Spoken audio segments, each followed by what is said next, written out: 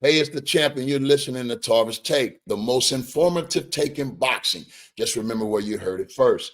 Hey, man, this week we jumping right in, man. The big fight this weekend, less than 48 hours away. The return of Gervonta Tank Davis, man, one of the, I think, top pound for pound fighters in the world. Some say the face of boxing.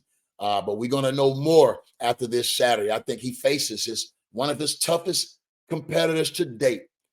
Frank Martin. I think when I look at Frank Martin, I just think a complete fighter that really has great boxing ability. Great boxing ability. And on the co-feature, man, it's a doubleheader. We got David Benavidez moving up to light heavyweight to face Oleksandr Gvozdyk. And I think one of the best light heavyweights in the game today. It's a real test for David Benavidez after moving up from the 168-pound division, where he's been the monster for a long, long time.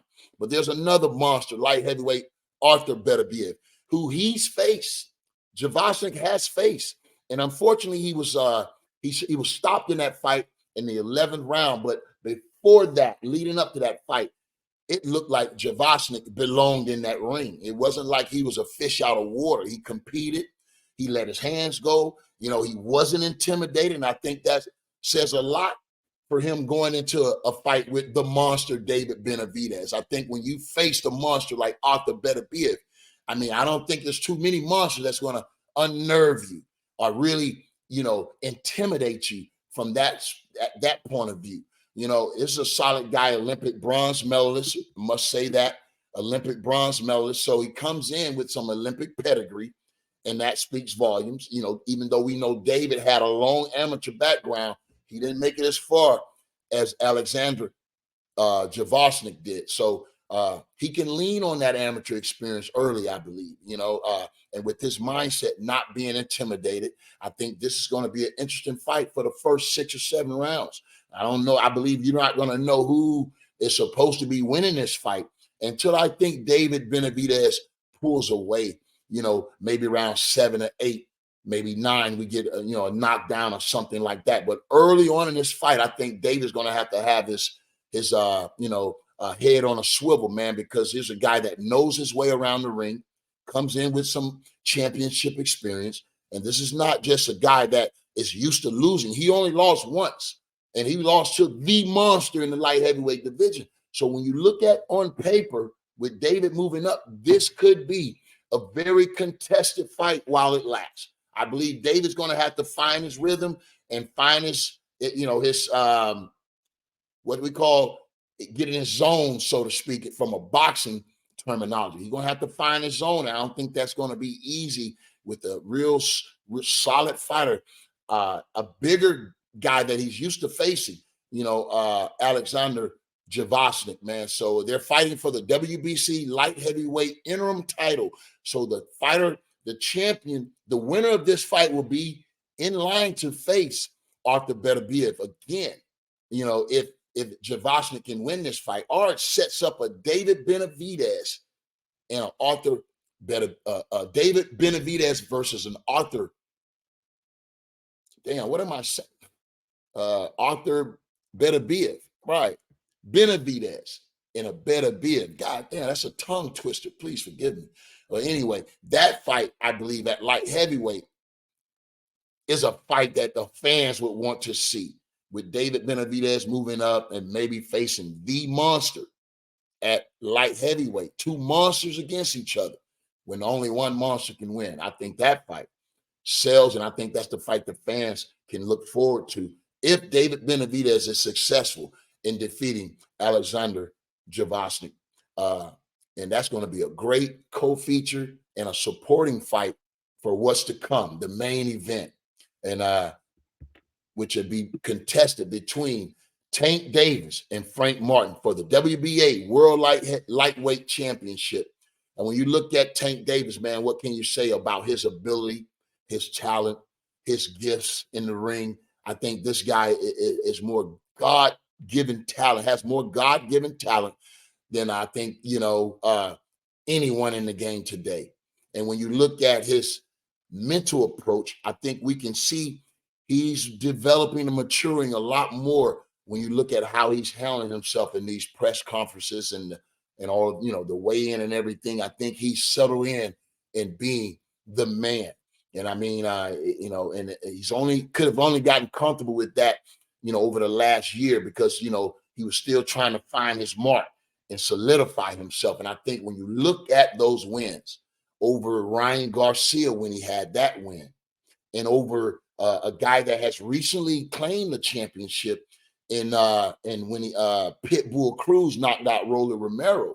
I mean, when you look at those two wins alone, and those were some time ago, man, you got to take your hat off to Gervonta Davis, man. When you look at that fight now, when you look at how Ryan Garcia handled himself against Haney, and you got to put an asterisk by that fight, we know that.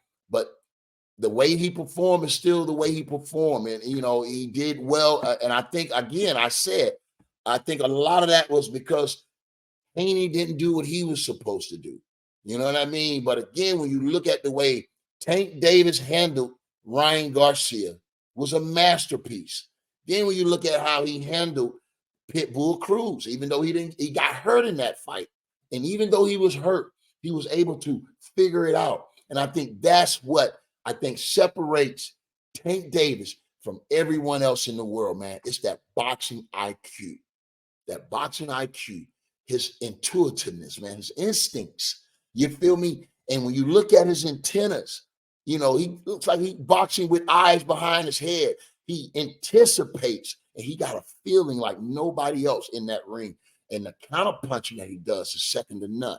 Now, what can offset that? A fundamentally sound, traditional, classic boxer, man, that has the fundamentals, you know what I mean, to really offset all of the, what you would call razz and pizzazz. You feel me? It's the basic technique. You feel me? Your form, your spacing. You're not making mistakes. This is what you have to do with a fighter like Gervonta Davis. You can't make mistakes because that's what he's looking for. He's setting you up for that one crucial mistake where he can close the door and turn out the lights. So Martin's going to have to stay out front. He's going to have to put that thinking cap on and win some rounds. Now, if he can win some rounds and put Tank Davis in a desperate situation where he needs a knockout late 9, 10, 11, bruh, then he's done his job. But he's going to have to do that from the outset of this fight. Use that jab, use that movement, score, and not be there for the return. Really win some rounds convincingly. If Frank Martin can do that and put Gervonta Davis, have the thought in his mind that he could possibly get hurt, he's going to have to fight the perfect fight.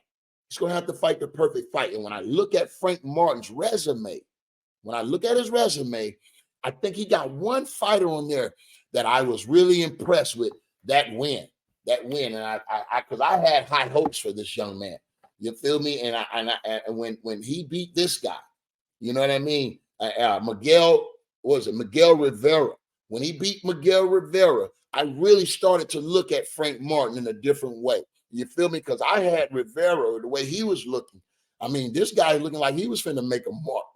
But when he met Rivera and he met Frank Martin, I believe, came into that fight as the underdog. He really wasn't the name or the face that he's making himself out to be now. And I believe he went into that fight as the underdog. Don't quote me on that, but I believe they had him losing that fight. But it was his boxing ability and his form from that southpaw stance that kept him in that fight. He dropped Rivera and pretty much won that unanimous decision going away. We're going to have to need and see a performance like that with a lot more power. If he's going to shut the train, slow this train down, as Tank Davis. And when I look at where Tank is right now in his game, I don't see that train being slowed down no time soon. Now, the fact that these guys are the same age, it's not an age difference here. You feel me? But there is an experience difference. And when you look at experience, I got to lean toward Tank Davis. I got to lean toward Tank Davis. Here's a child prodigy, bro. Here's a phenom that was a phenom from when he was younger.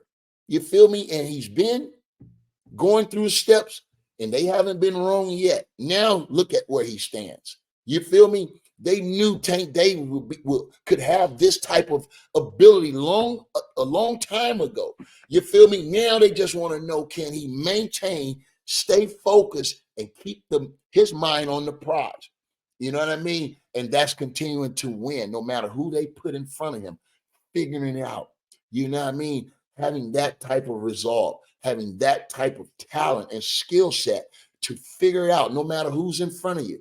And I got to take my hat off when you look at how explosive Tank Davis is. I don't think there's anyone more explosive than him in the ring. Because when he started letting those hands go, when he put that guy on that radar, when he put that bullseye on that guy, he know how to hit it. He don't have no problems closing the show. You feel me? And that's what we all are going to be tuning in to see. Can Tank Davis close the show on a guy that has the confidence of a Frank Martin? You feel me? This is a battle for Tank Davis because this guy coming to win. But these are the type of challenges that makes us great. And you're going to see either one of these fighters' greatness come out Saturday night. And there you have it. You've been listening to Tarver's Tape. Until the next time, stay tapped in, and I'll talk to you then. And if you haven't gone over to my YouTube channel, please do so. Like, share, comment, and subscribe, man. I like and appreciate all of your support. Until the next time, stay tapped in, and I'll talk to you then.